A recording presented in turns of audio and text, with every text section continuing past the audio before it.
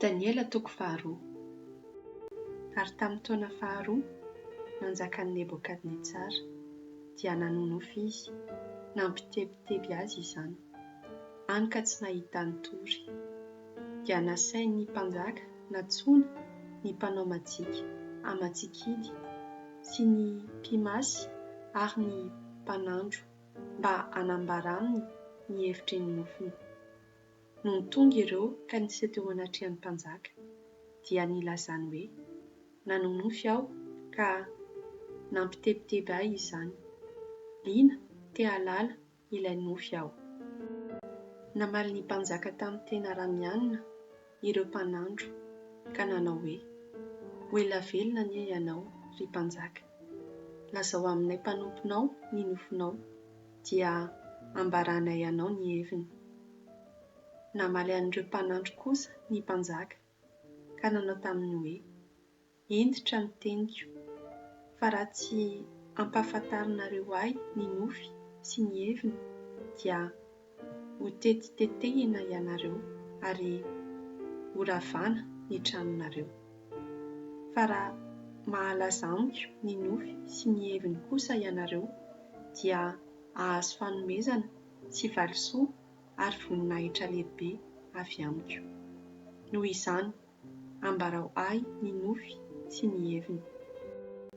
Dia namaly azy indray ireo ka nanao hoe ry mpanjaka aoka ho lazainao aminay mpanomponao ny nofy dia asehonay ny heviny.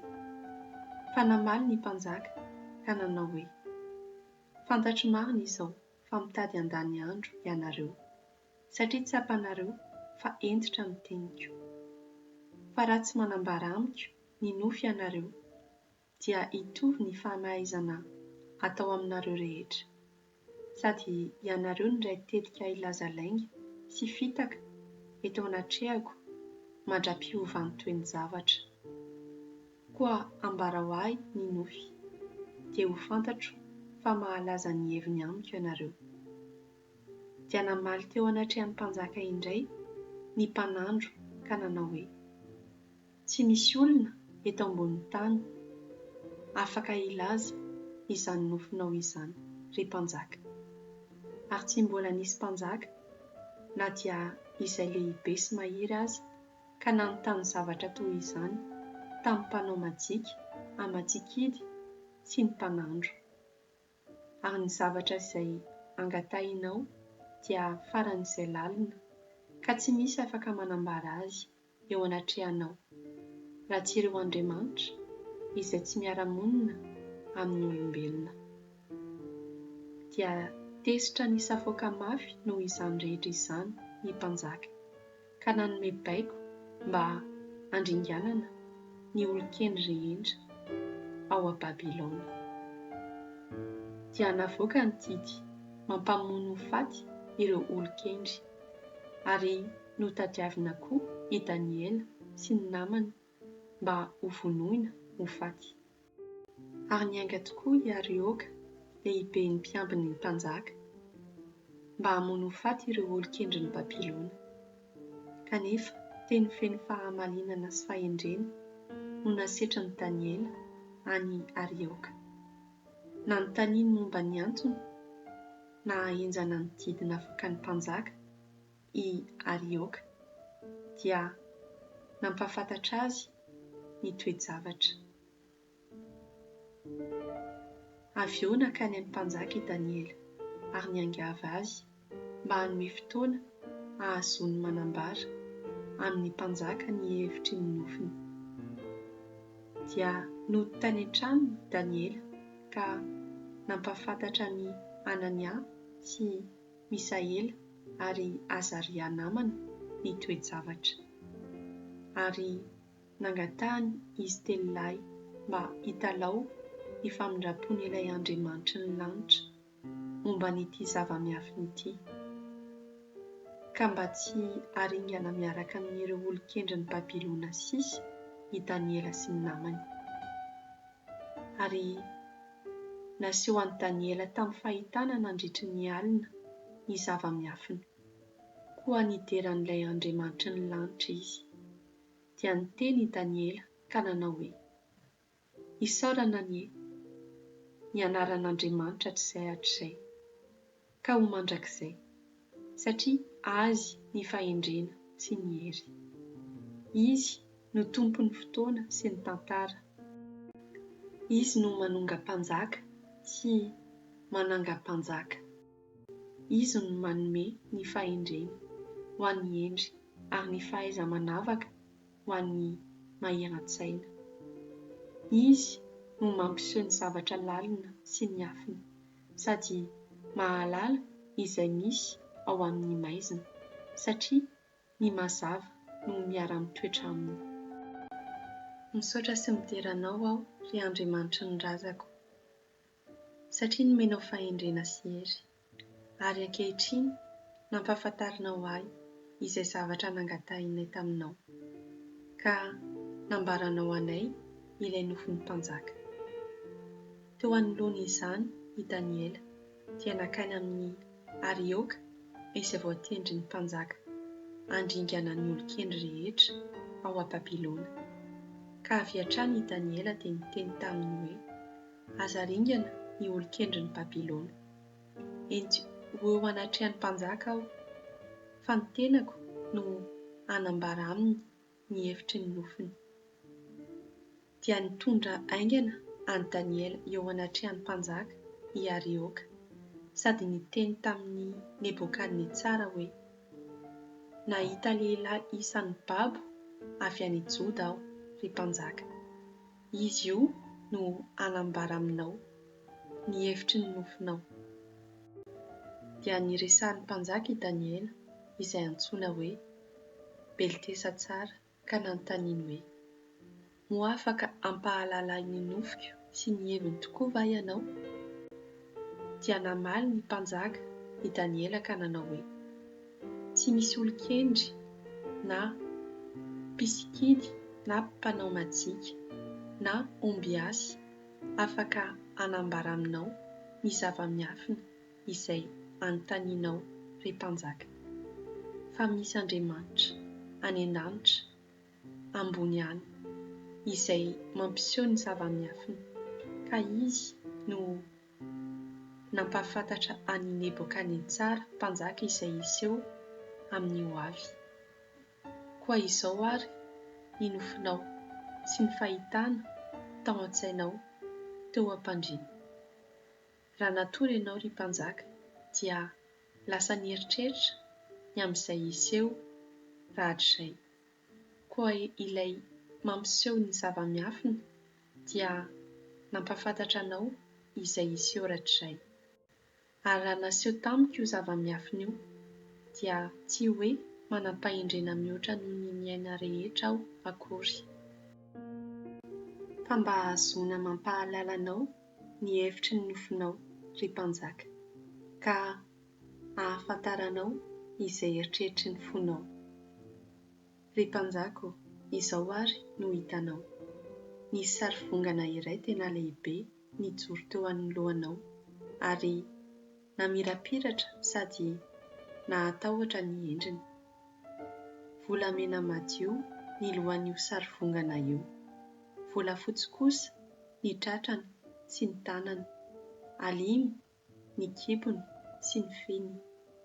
Vy ny ranjony ary ny tongony dia vy ny ampahany ary tanimanga ny ampahany.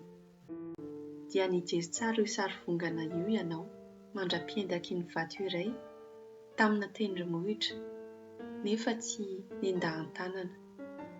Namelan'ireo tongotra vy sy tanimanga tamin'ilay sary vongana io vato io ka nahatorotoro ny tongony roa. Ary torotoro avy hatrany koa ny vy sy tanimanga mba amin'ny alimy sy volafotsy ary volamena. Ka tonga toy ny akoho eny am-pamoloana fahavaratra. Dia nompaon'ny rivotra ireo ka tsy hita intsony izay nitoerana.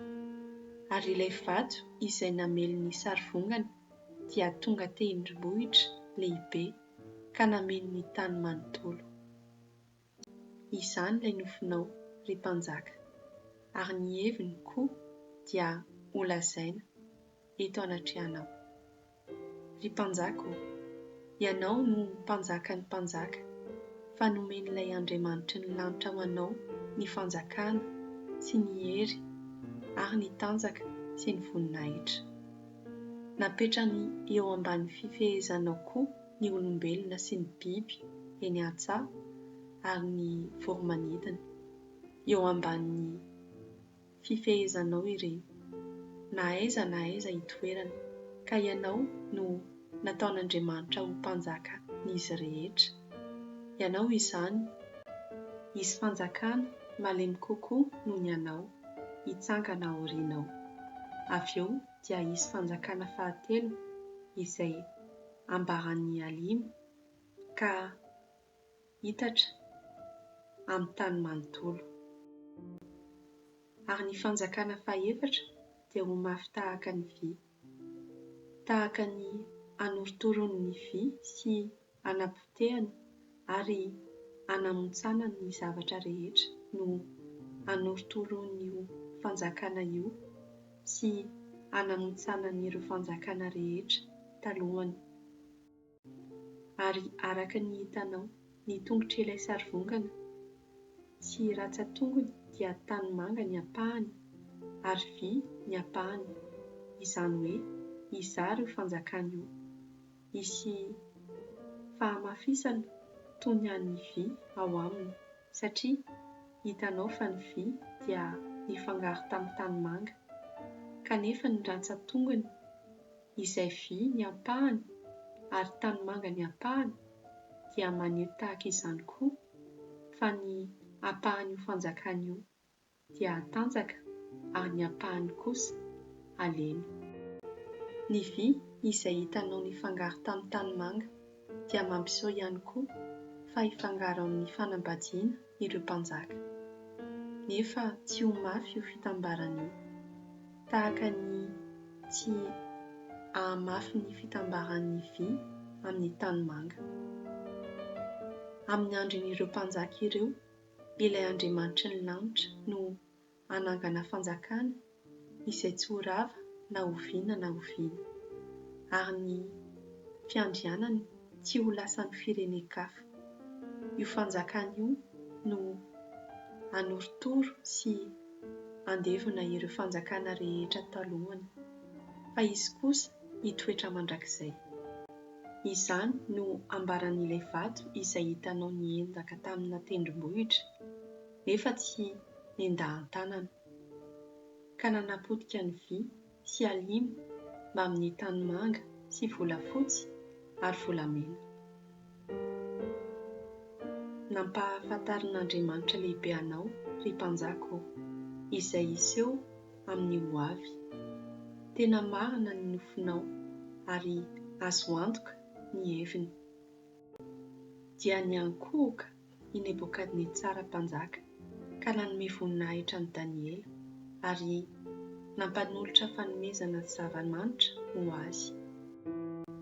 Izay ny mpanjaka vao namaly an'i Daniela ka nanao hoe: marina tokoa fa ny Andriamanitrareo no Andriamanitry ny Andriamanitra sy Tompon'ny mpanjaka ary mpanambara ny zava-miafiny.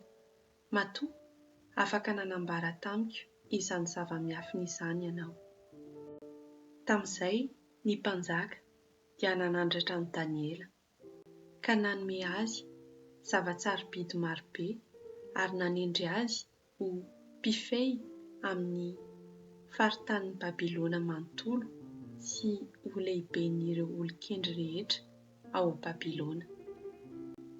Noho ny fangatahan'i Daniela tamin'ny mpanjaka dia i Sadraka sy Mesaka ary Abednego no voatendrin'i Nebokadnetsara hitondra ny faritanin'ny Babilona, fa i Daniela kosa lasa mpanolontsaina ny mpanjaka.